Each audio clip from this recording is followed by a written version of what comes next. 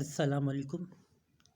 आज हम class 9 chemistry chapter number 1 का टॉपिक करेंगे कंपाउंड्स। इससे पहले केमिकल फार्मूले का टॉपिक है, लेकिन हम केमिकल फार्मूले के टॉपिक को कंपाउंड्स के बाद करेंगे। आज हम पढ़ेंगे कंपाउंड होता क्या है। देखें, कंपाउंड के बारे में लिखा हुआ क्या है, the compound is a substance. तो सबसे पहले आपको पता होना चाहिए कि कंपाउंड एक सब्सटेंस है। आपको बताया था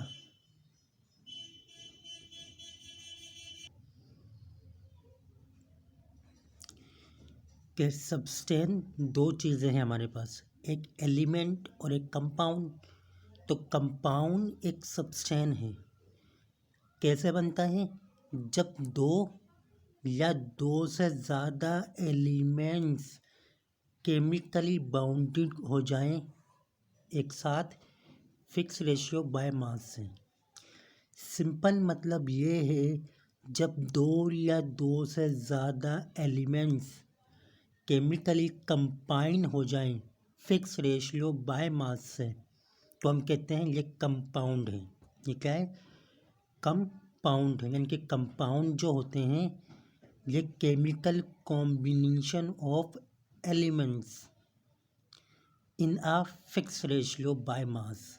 chemical combination of elements in a fix ratio by mass, यानी कि जब दो या दो से ज़्यादा element chemically fix ratio by mass से कंबाइन हो जाएं तो हम कहते हैं ये कंपाउंड हैं। जैसे देखें, हाइड्रोजन एक एलिमेंट है प्लस क्लोरीन भी एक एलिमेंट है। दोनों ने बनाया केमिकल बॉन्ड और बनाया HCl। अब ये जो HCl बना है ये कंपाउंड है। ये कंपाउंड क्यों है? क्योंकि इसमें दो एलिमेंट मौजूद हैं, एक हाइड्रोजन एक क्लोरीन, और दोनों एलिमेंट जो हैं वो केमिकली बॉन्डिंग हुए हैं, केमिकली बॉन्डिंग हैं। तो जब दो एलिमेंट या दो से ज़्यादा एलिमेंट केमिकली बॉन्डिंग हो जाएं तो उसके नतीजे में कंपाउंड बनता है। उसके नतीजे में कंपाउंड बनता है। तो कंपाउंड की सिंपल डेफिनेशन क्या है कि जब दो या दो से ज़्यादा एलिमेंट केमिकली कंबाइन हो जाएं फिक्स रेशियो, और ये फिक्स रेशियो मास की बुनियाद में होता है। मैं अभी समझाता हूँ कि मास की बुनियाद पर फिक्स रेशियो का मतलब क्या है।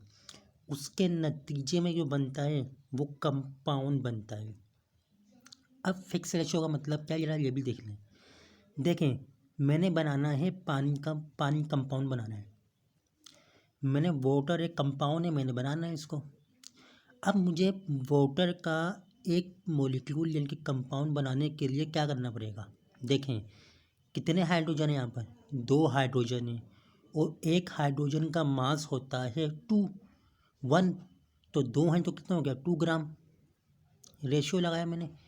कितने हाइड्रोजन है? ऑक्सीजन यहाँ पर 1 ऑक्सीजन है, और एक ऑक्सीजन का एटॉमिक मास होता है 16। ये 16 आ गया ग्राम, है ना। तो यानी कि अगर आपने एक मॉलिक्यूल यानी कि एक कंपाउंड बनाना है, एक मॉलिक्यूल बनाना है पानी का, तो आपको 2 ग्राम हाइड्रोजन और 16 ग्राम आपको ऑक्सीजन चाहिए होगा। जब आप 16 ग्राम ऑक्सीजन और 2 ग्राम पानी को 2 ग्राम हाइड्रोजन को कंबाइन करेंगे केमिकली, तो उसके नतीजे में आपको क्या मिल जाएगा? आपको मिल जाएगा पानी मिल जाएगा, एक कंपाउंड मिल जाएगा पानी का। लेकिन आप कहें नहीं, मैं जो हूँ वो पानी जो है ऑक्सीजन जो है वो मैं 16 की जगह 32 ग्राम लूँ, इसको 2 ही रखूँ। तो अब देखें, 32 ग्राम, एक ऑक्सीजन का मास 16 है, तो 32 कितने ऑक्सीजन का मास होगा? 2 ऑक्सीजन का मास होगा। तो हमने कहा H 2 के 2 ही हैं, और फिर हाइड्रोजन भी 2 हो गए। तो अब हाइड्रोजन भी 2 हैं, ऑक्सीजन भी 2 हैं। अब ये वाटर नहीं बना, ये बल्कि हाइड्रोजन पर ऑक्साइड बन गया। क्या बन गया? ये हाइड्रोजन परऑक्साइड बन गया। क्यों? क्योंकि आपने जो मास लिया था वो आपने 2 ग्राम हाइड्रोजन और 32 ग्राम ऑक्सीजन लिया था, तो इसलिए आपको फिक्स मास लेना पड़ता है रेशियो का। इसे आप सिंप्लीफाई भी कर सकते हैं। तो आपने फिक्स कंपाउंड बनाने के लिए फिक्स मास लेना है। देखिए मैंने मास चेंज किया, मैंने मास को 16 से 32 ग्राम किया, तो अब वो वाटर का मॉलिक्यूल या वाटर कंपाउंड नहीं बना, वो कंपाउंड कौन सा बन गया? H2O2 बन गया, हाइड्रोजन परऑक्साइड बन गया। तो इनका अगर आप मास के रेशियो को चेंज कर देंगे तो कंपाउंड डिफरेंट बन जाएगा। इसलिए हम कंपाउंड की डेफिनेशन के अंदर कहते हैं कि कंपाउंड एक सब्सटेंस है जो 2 या 2 से ज़्यादा एलिमेंट जब केमिकली कंबाइन हो जाएं fix mass by ratio, fix ratio by mass से, उसके नतीजे में जो सब्सटेंस बनता है वो सब्सटेंस कंपाउंड होता है हमारे पास, वो सब्सटेंस हमारे पास कंपाउंड होता है। तो आप देख रहे हैं मास के चेंज करने से, मास को चेंज करने से आपके पास कंपाउंड चेंज हो रहा है, कंपाउंड कोई और बन रहा है। इसलिए हमेशा जो है जब हमें कंपाउंड बनाना होता है तो हम फिक्स रेशियो बाय मास लेते हैं। आप इसको सिंप्लीफाई भी कर सकते हैं, 2 1 2 कर सकते हैं, 8, तो आप कह सकते हैं पानी बनाने के लिए हमें 1:8 ग्राम का रेशियो चाहिए, ये भी सही है। ये भी क्या है सही, क्योंकि सिंप्लीफाई कर दिया। लेकिन मैंने सिंप्लीफाई करे बगैर बताया कि मैंने सिंप्लीफाई इसको नहीं किया। यहाँ तक मेरी बात समझ में आ गई आपको? फिक्स रेशियो बाय मास का मतलब क्या है?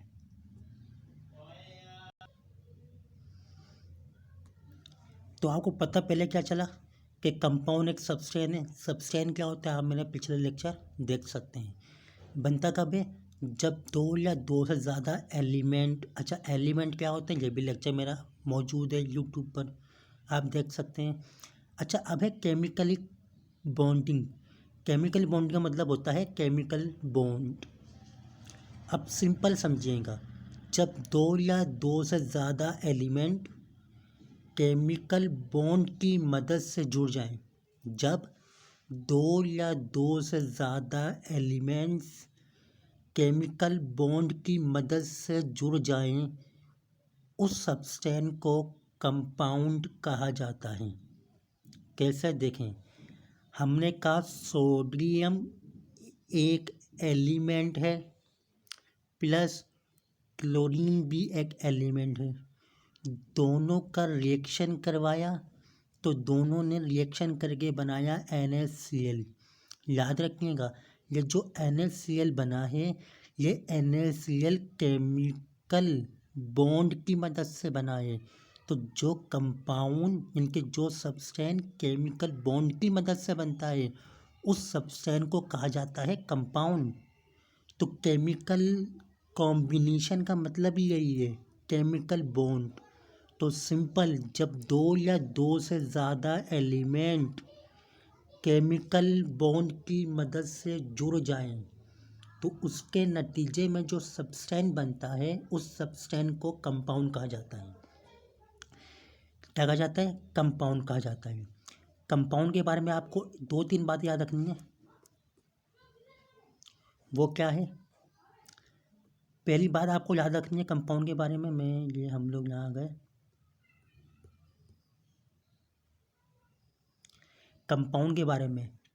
कंपाउंड को आप केमिकल फॉर्मूले से रिप्रेजेंट कर सकते हैं। कंपाउंड को आप केमिकल फॉर्मूले से रिप्रेजेंट करेंगे। जितने भी कंपाउंड मौजूद हैं उन सब के आपके पास केमिकल फॉर्मूले होंगे। तो वो कंपाउंड कौन सा होगा? जिसका केमिकल फॉर्मूला मौजूद होगा। ऐसा नहीं हो सकता कि कोई कंपाउंड हो और उसका केमिकल फॉर्मूला ना हो। केमिकल फॉर्मूला लाजमी है। तो अगर आपको नहीं पता कि ये जो नाम बता रहे हैं, मतलब मैं कहूँ कि वाटर बताएं ये कंपाउंड है या नहीं है, आपको नहीं पता, आप पूछें क्या इसका केमिकल फार्मूला है, मैंने कहा जी हाँ इसका केमिकल फार्मूला है, आपने कहा फिर ये कंपाउंड है। क्यों? क्योंकि इसका केमिकल फार्मूला है। मैंने लिखा HCl। मैंने कहा बताओ कंपाउंड होगा? आपने कहा हाँ है। क्यों? क्योंकि एक केमिकल फार्मूला है, HCl एक केमिकल फार्मूला है। केमिकल फार्मूला होता किसका है? कंपाउंड का होता है। तो आपने कहा केमिकल फार्मूला है तो कंपाउंड है, कंपाउंड है तो केमिकल फार्मूला है। तो जितने भी कंपाउंड मौजूद है हमारे पास उन सबको केमिकल फार्मूले से रिप्रेजेंट करते हैं, जैसे एलिमेंट को रिप्रेजेंट करते थे सिंपल से, इसी तरह कंपाउंड्स को रिप्रेजेंट करते हैं केमिकल फार्मूले से। तो किसी भी कंपाउंड को पहचानने के लिए आपको केमिकल फार्मूला पता हो तो आप पहचान जाओगे कंपाउंड है या नहीं है। अगर कोई मैं लिख दूं और उसका केमिकल फार्मूला ना हो तो आपका ये कंपाउंड नहीं हो सकता। मिसाल के तौर पर मैं आपको कहता हूँ, मैंने कहा सोल्ट, मैंने कहा और मिल्क। मैंने कहा बताओ भाई इन दोनों में से कंपाउंड कौन सा है? आपने कहा यार मुझे तो नहीं पता कंपाउंड कौन सा है इन दोनों में से। आपने कहा अच्छा इनमें से आप मुझे ये बता सकते हैं कि केमिकल फार्मूला किसका है? मैंने कहा हाँ भाई, सोल्ट का केमिकल फार्मूला NaCl है, मिल्क का हमारे पास कोई फार्मूला नहीं है। आपने कहा फिर सोल्ट कंपाउंड है और हमारे पास मिल्क कंपाउंड नहीं है, मिल्क कंपाउंड नहीं है। उनका आपने फार्मूला देख के पहचान दिया? आपने कहा हाँ।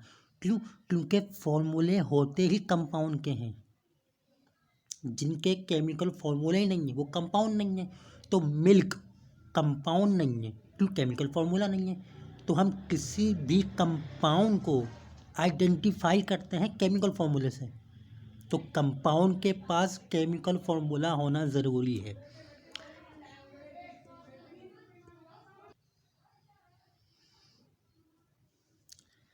सही है, केमिकल फार्मूला होना ज़रूरी है। अच्छा दूसरी बात समझिएगा, देखें NaCl में जो NaCl बना है, अगर पूछा जाए किससे बना है तो आप कहेंगे एक एलिमेंट जो है वो Na है प्लस और एक एलिमेंट क्लोरीन है।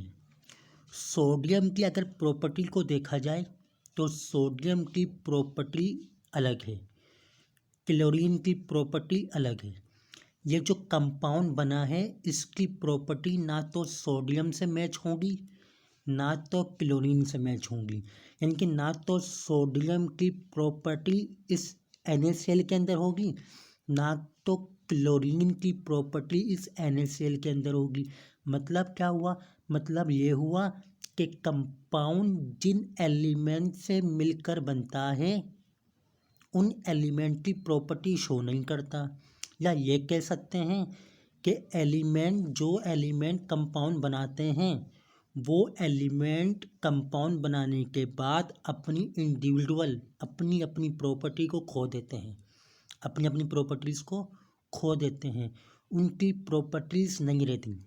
यानी कि अगर सोडियम की डेंसिटी कुछ और है, क्लोरीन की कुछ और है, तो NaCl की कुछ और प्रॉपर्टी होगी। सोडियम का मेल्टिंग पॉइंट अलग है, क्लोरीन का मेल्टिंग पॉइंट अलग है, तो NaCl का मेल्टिंग पॉइंट अलग है। मतलब क्या हुआ? मतलब ये हुआ कि Na और Cl, सोडियम और क्लोरीन ने जब केमिकल बॉन्ड बनाकर सोडियम क्लोराइड बनाया तो अब सोडियम और क्लोरीन ने दोनों ने अपनी प्रॉपर्टीज़ को खो दिया, लॉस कर दिया कंप्लीटली। अब सोडियम क्लोराइड के अंदर ना तो सोडियम की प्रॉपर्टी है ना तो क्लोरीन की प्रॉपर्टी है। मिसाल दे रहा हूँ मैं, भाई सोडियम क्लोराइड नमक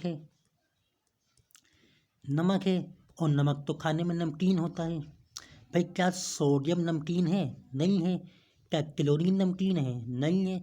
ना तो सोडियम नमकीन है ना तो क्लोरीन नमकीन है। लेकिन जो कंपाउंड बना है NaCl वो तो नमकीन है, वो तो नमकीन है।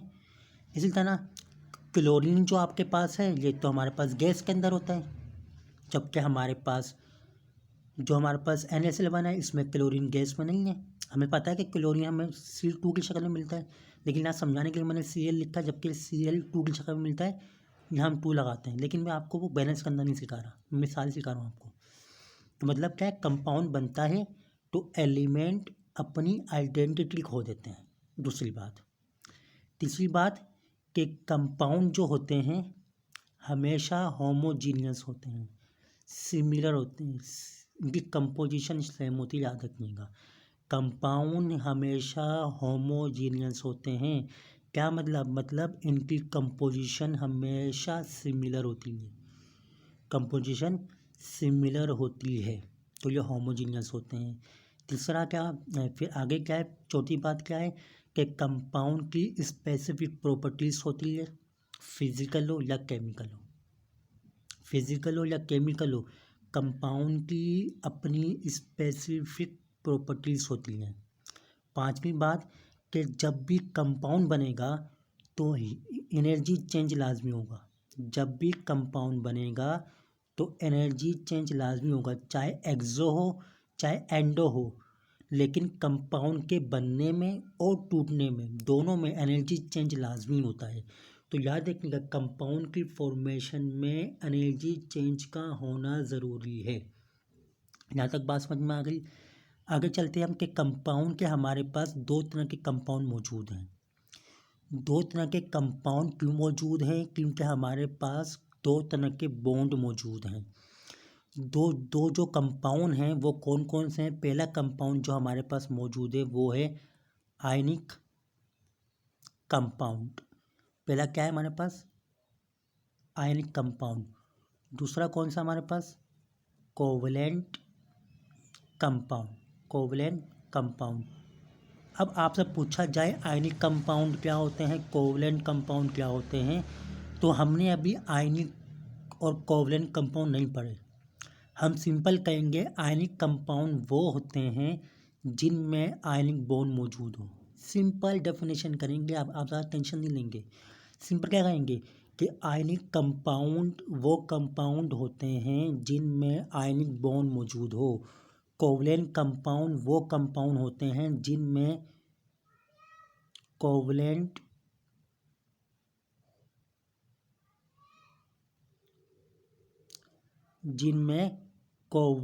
बॉन्ड मौजूद हो। अब मुझे पता है आप ये सोचेंगे कि आयनिक बॉन्ड क्या होता है, कोवलेंट बॉन्ड क्या होता है, तो ये आप चैप्टर नंबर 4 में पढ़ेंगे कि आयनिक बॉन्ड क्या होता है, केमिकल कोवलेंट बॉन्ड क्या होता है। तो यहाँ हम समझा नहीं रहा इसको, लेकिन क्योंकि यहाँ पर बताया गया है कि कंपाउंड दो टाइप के होते हैं, तो दो कौन से कंपाउंड होते हैं? एक आयनिक कंपाउंड होते हैं और एक कोवलेंट कंपाउंड होते हैं। जो आयनिक कंपाउंड होते हैं उनमें आयनिक बॉन्ड होता है, जो कोवलेंट कंपाउंड होते हैं उनमें कोवलेंट बॉन्ड होता है। आप यहाँ तक इस बात को याद रखेंगे। यहाँ तक मेरी बात समझ में आ गई आपको कि मैं क्या समझाना चाह रहा हूँ? फिर आपको एग्जाम्पल दी हुई है NaCl, कॉपर सल्फेट और पोटेशियम ब्रोमाइड, ये आयनिक कंपाउंड है। H2O, CH4, H2SO4 covalent compound है।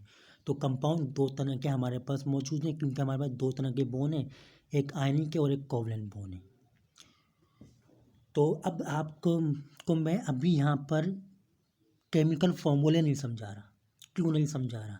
क्योंकि केमिकल फॉर्मूले कंपाउंड के मैं उस वक्त समझाऊंगा जब केमिकल फॉर्मूला समझाऊंगा नेक्स्ट लेक्चर के अंदर।